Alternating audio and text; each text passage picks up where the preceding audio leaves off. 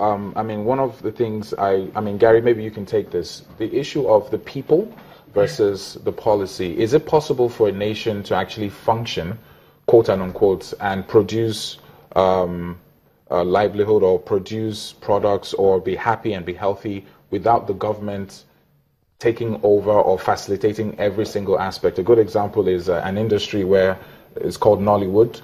There was very little government intervention, and somehow it skyrocketed the nation, and we're like #2 in the world.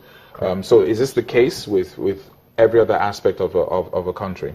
Well, one of the things we have to keep in mind here is the social context, right? Because people get very emotional, and these types of issues, right, are very polarizing very quickly. And what people need to understand is, yes, we need government, but we need the right type of government, right?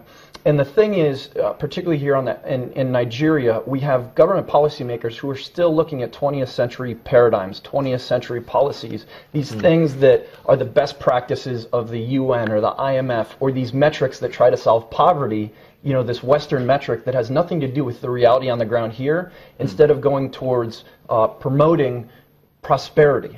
Right? A lot of these metrics that people are using and the policymakers are using to do trade policies or, you know, eradicate crime, whatever the heck it is, it's all structured around these best practices from people that look like me, talk like me, and that has nothing to do with the on-the-ground reality here. And that's what needs to change. You need to be forward-thinking, forward-compatible, and future-ready, because this country is hungry for future-ready solutions and being able to leapfrog. You know, we're seeing folks across the continent using information technology to do amazing things, even without government regulation. Blood drops in rural Africa and these types of things. Do we need some regulation in there? Yes, but we need the right types of regulation that do not suppress innovation as these industries are starting to build. And that's one of the things that policymakers are really struggling with, because the change in technology is happening so quickly. It's interesting. You know, he said all of this, and I couldn't agree with him. More. The reality is that a lot of these policies that we're talking about, which has alluded to, are prepared in faraway places like Washington, Paris, London, and so on and so forth. So we just basically cut and paste. Yeah, that is exactly. And they have realized over time that none of these policies have actually worked. Instead of actually promoting prosperity and stability, it has caused a lot of social dislocation. The question is, are we ready as a country, even as a continent, to facilitate our own policies unique to us? Take, for example, you read a news headline where the House of Rep or the National Assembly, 3 billion naira for cars in a country where everything is not just right. We're asking for loan. Yeah. You know, the president is currently waiting on the feedback from the House on his $30 billion loan. And I'm asking these questions because how does that make sense to you, Gary? You just open up the front page and you see cars being delivered to our senator's House of Rep for 3 billion naira. Sure. Does that make sense to you? To be honest with you, a lot of what's going on in this continent doesn't make sense to me, because it's two separate realities. You have government living still in this colonialist and imperialistic way and way of regulation, right? This continent, before a couple hundred years ago, before the colonialists showed up, didn't have the artificial borders that it has. So when you want to talk about these questions, we need to go way up to the nation-state structure. There's a reason you have 54 nations on this continent of 1.2 billion people. The #1 military strategy in the world, bar none, is divide and conquer. That's exactly what's going on here. We have every nation fighting with each other instead of standing up and collaborating and leapfrogging. We're not going to build tons and tons of infrastructure across this continent the way that we've seen in other places around the world. That was the industrialization time. It's time to leverage drones and solar and all these things that are digital in a digital wave. Look, Africa already missed the industrialization revolution. It missed the cultural revolution. And I will bet, just like me, my friend, you don't want us to miss the digital revolution too. Yeah. Some are of the opinion that the digital revolution in itself is some kind of cage, some kind of prison where the mobile device has become the new God, so to speak, with a small g. You can't really achieve much without having the mobile device. Well, you see, the reality is that we cannot live outside of the context, the situation we find ourselves in. I mean, these are things that we have, found ourselves in, and so we have to take advantage of it. But just like he's trying to say, we have to look for new ways to do the same things, but in ways that are primarily beneficial to us, and not just ways that are dictated to us by, other people who might not exactly be interested in our progress, but their own. And talking about progress, heavy traffic, Lagos-Ibadan Expressway, this has to do with infrastructure. We have one of the busiest roads or highways in the country. Christmas is around the corner. Normally on a good day, even on the best of days, there are a lot of accidents and mishaps. Yeah. There's a road construction going on. Half of the road has been shut down. Just last week, a tanker went into flames with 4 other cars. About 4 people died. And according to what we have, there are some alternative routes being offered.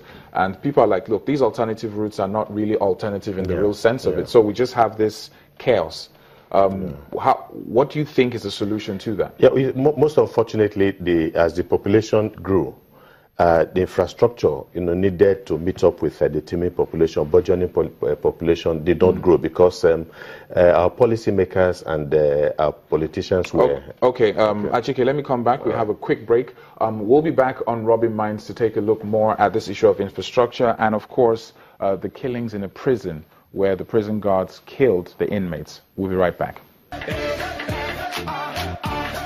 Welcome back, still Rubbin Minds, and of course I have Chike and Gary here with me. The conversation is even going on behind the cameras and it's electric. I wish you had all the time. But Chike, before the break, you're talking about Lagos-Ibadan. Yeah, we're saying that even the alternative routes that are being suggested are not really alternatives in that sense. They are not much better than what we have who is to blame for this? I mean, you have the FRC and all the states services. They've actually been trying, but somehow I tend to take a step back and like, didn't they foresee this? Yeah. And are they to blame, or is it the construction company, or someone has to take the blame? Because the people have been using the same road.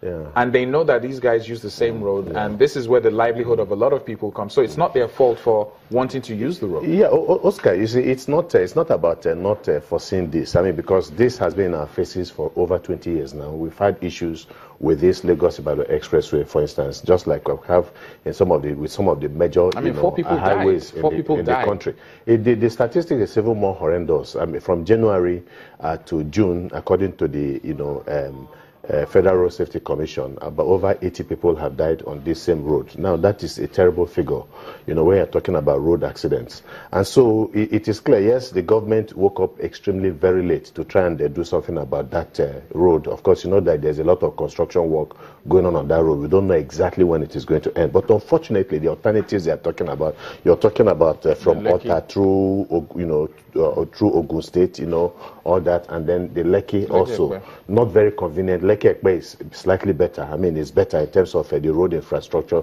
It's smoother, better. The other one is a death trap, going through Ota and the rest. So there's heavy concentration. There are those who want to take risks on this road.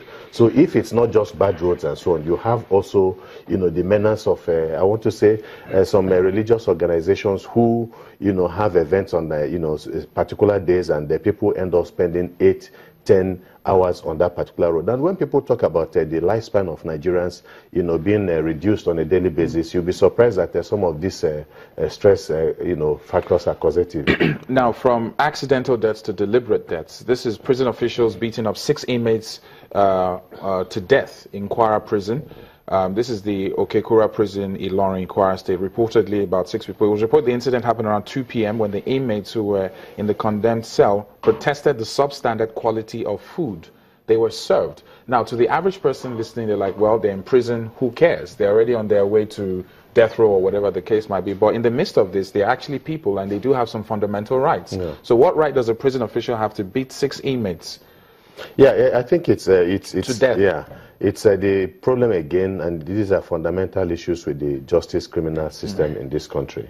Right from from the beginning. I mean, when it comes to crime detection, detection, arrest of inmates, and all of those prosecutions and the rest, there are so many things that are not exactly, working properly. And of course, you also know that the prison is one of the most congested in the world, Nigerian prison, where you have over 60%, of people awaiting trial, as much as 70%. And some of them are innocent. And a lot of them are innocent, and some have stayed even beyond the period they should stay, even if they had eventually been convicted for the crime that they were brought there in the first place. And then again, this arbitrariness, this taking of laws into one's hands again is something that is clearly misplaced, something that should be looked into, so that the people who committed this crime will be punished. Chike, thank you very much. Gary, a final word from you, and I'll just ask this question. You talk about being the futurist. Africa innovation, what kind do we need? I love the fact that you said instability creates opportunities, but if anybody's watching out there, an African and Nigerian, what kind of innovation do we need right now in Africa? Well, I want to piggyback on what was just talked about here for just a quick second. What you're talking about literally is structural violence. From a political perspective, we have a nation-state structure. That's violent. From an economic perspective, we have a capitalistic structure. That's violent in the 21st century because it's based on neoliberalism. These are the things, what you're talking about are direct byproducts of these 20th century paradigms that shouldn't be here. When it comes to the future of the continent, there's 4 separate regions, 5 when you count Central Africa pretty much, right? Yeah. The interesting part about where this continent is going is we're, in particularly West Africa, we're going to see 30 years of progress in the next 5 years. That is unfathomable what that's going to mean for West Africa. And that would be a very great point to pause and go on a break. I'm not sure if my producer will let you back on set right now. I'll have a chat with him. Chike, thank you very much for coming on board. Still Rubbing Minds here, and of course we do have Leap Africa in the studio with us after this break right here. Stick around. Let's dance now, it is my turn. Just won't work you out.